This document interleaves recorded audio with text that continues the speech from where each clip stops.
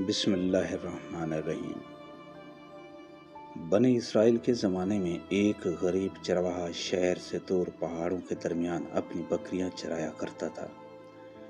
وہ سادہ دل تھا مگر اللہ سے بے حد محبت کرتا تھا۔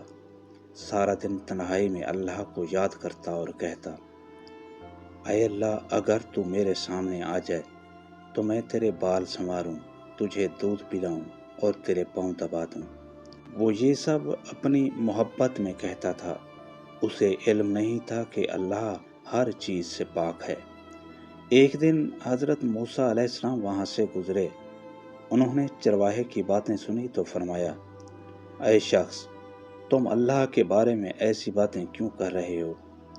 اللہ نہ کھاتا ہے نہ پیتا ہے، نہ اسے آرام کی ضرورت ہے۔ تمہاری یہ باتیں درست نہیں۔ یہ سن کر چرواہا کانپ گیا، اس کی آنکھوں سے آنسو بہنے لگے۔ وہ رونے لگا اور کہنے لگا، ہے میں نے تو محبت میں یہ سب کیا تھا، اب میں کبھی اللہ سے بات نہیں کروں گا۔ یہ کہہ کر وہ اداس ہو کر پہاڑوں کی طرف چلا گیا۔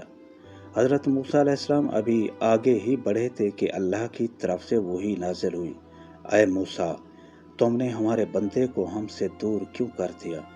ہم دلوں کی نیت دیکھتے ہیں، لفظوں کو نہیں۔ ہر بندہ اپنی محبت کے انداز میں ہمیں یاد کرتا ہے۔ یہ سن کر حضرت موسیٰ علیہ السلام گھبرا گئے، فوراً واپس پلٹے اور چرواہے کو ڈھونڈنے لگے۔ کافی دیر بعد وہ ایک پہاڑی کے پاس ملا۔ چرواہا خاموش بیٹھا آسمان کی طرف دیکھ رہا تھا۔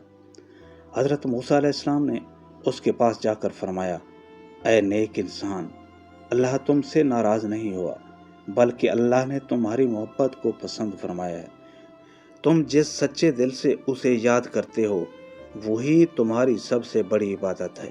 چرواہے کی آنکھوں سے خوشی کے آنسو بہنے لگے۔ اس نے آسمان کی طرف دیکھا اور کہا، میرا اللہ کتنا مہربان ہے۔ پہاڑوں میں ہوا چلنے لگی، بکریاں سکون سے بیٹھ گئیں اور سورج کی روشنی پورے منظر پر پھیل گئی۔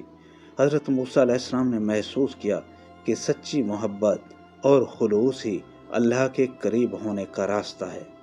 اللہ تعالیٰ بندے کے الفاظ نہیں بلکہ دل کی سچائی اور نیت کو دیکھتا ہے۔ سچی محبت اور خلوص اللہ کو بہت پسند ہے۔